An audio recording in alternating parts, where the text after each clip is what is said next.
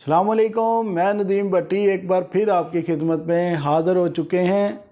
Islamia university mega scandal जो आया था उसके हवाले से बात करनी है।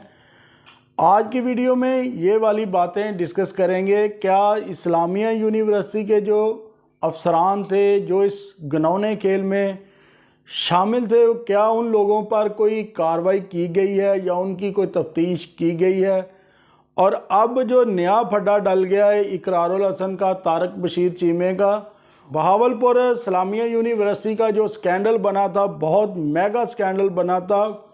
5500 वीडियो सामने आई है और इतना बड़ा स्कैंडल, एशिया का सबसे बड़ा स्कैंडल था। तकरीबन इस स्कैंडल को 2 माह हो चुके हैं, लेकिन किसी ने भी इस पर ना तो कोई तफ्तीश की है और ना भी लोग इसमें शामिल थे जो मुलव्वस थे, जो सहूलतकार थे, जो लेके आते थे और लेके जाते थे या उनको सहूलत फराहम करते थे। आज तक किसी महकमे ने उस पर कोई तफ्तीश नहीं की और ना ही किसी अदालत ने उनको बुलाया है। इकरारुल हसन जो एक बहादुरी के साथ काम करते हैं, निडार सहाफ़ी हैं, बहुत बड़ा पाकिस्तान का नाम है इकरारुल हसन। उसने बड़े बेबाक होकर उसने इस्लामिया यूनिवर्सिटी के स्कैंडल को मंजर आम पर लाने की कोशिश की। जब उसने मंजर आम पर लाने की कोशिश की तो सारे स्कैंडल का जो करता धरता था वलीदात चीमा, तारक बशीर चीमा का बेटा था, जो साबिक सूबाई वज़ीर भी रह चुके हैं और MNS भी रह चुके हैं, 2 दफ़ा बहावलपुर के मेयर भी रह चुके हैं। उनका बड़ा हाथ पड़ता और वो वहाँ का बहुत बड़ा बदमाश टाइप आदमी है और हमेशा उसने लोगों को डराया है, धमकाया है। कभी वो नून लीग के साथ शामिल हुए हैं, कभी काफ लीग के साथ।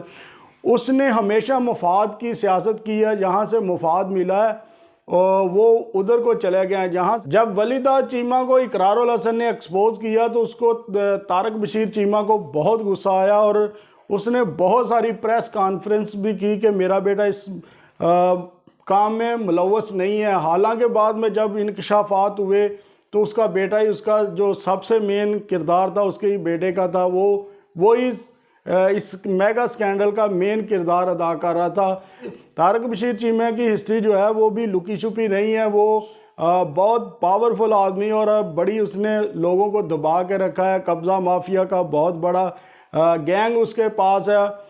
बहुत अरसा पहले उसने हवाई जहाज़ को हाईजैक किया था तो उसमें भी उसको 8 साल के लिए सज़ा हुई थी और फिर वो सज़ा से बरी हुआ तो वो अफ़गानिस्तान रहा। काफ़ी देर उसने अफ़गानिस्तान में पनाह लेके रखी, फिर वो इधर आया, उसने सियासत शुरू की और कभी किसी से मुफाद लिया, कभी किसी पार्टी से लिया। पीपल पार्टी से उसने मुफाद लिया, काफ लीग से उसने मुफाद लिया और नून लीग से उसने मुफाद लिया। अब PTI से भी वो सूबाई वज़ीर बने हुए थे। वो तमाम पार्टियों से मुफाद ले चुके हैं।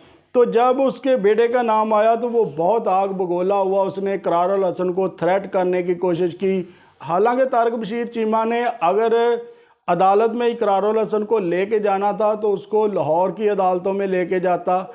उसने बहावलपुर में ही क्यों ये फ़ैसला किया? वो इसलिए किया कि वहाँ पर वो बड़ा पावरफुल है। 2 दफ़ा वो मेयर रह चुका है, MNS की सीट भी काफ़ी दफ़ा जीत चुका है और वो सूबाई वज़ीर भी रह चुके हैं। तो इसीलिए उसने फ़ैसला ये किया है कि बहावलपुर में अगर इकरारुल हसन को अदालतों में पेश करूँगा तो वहाँ के जज भी ख़रीद सकता हूँ, वकील भी ख़रीद सकता हूँ और हर चीज़ उसके ताबे है। इसीलिए वो लाहौर से इकरारुल हसन वहाँ पर जाएगा तो उसके लिए बहुत मुश्किल हो जाएगा और वो खूब अपनी जो गुंडागर्दी है वो इकरारुल हसन पर ज़रूर करेगा। तो पाकिस्तान है, इसमें कुछ भी हो सकता है। जो पावरफुल होते हैं उसको जब एक्सपोज किया जाता है तो वो इन होशे हथकंडों पर आ जाते हैं। हालांकि उसको चाहिए कि उसने गलत काम किया तो उसको एक्सक्यूज़ करे, माफ़ी मांगे और अदालतों में जाए और अदालतों में जाके अपने मामलात को क्लियर करे। वो बहुत तलख कलामी तारक बशीर चीमा और इकरारुल हसन के दरमियान हो चुकी है। अब देखते हैं कि जंग कौन जीता है, सच्चा कौन है और झूठा कौन है, किसने किसको एक्सपोज करना और किसकी जीत होती है। अगर आप भी अपनी कीमती राय का इजहार करें। मिलते हैं फिर नई वीडियो में। अल्लाह हाफिज़।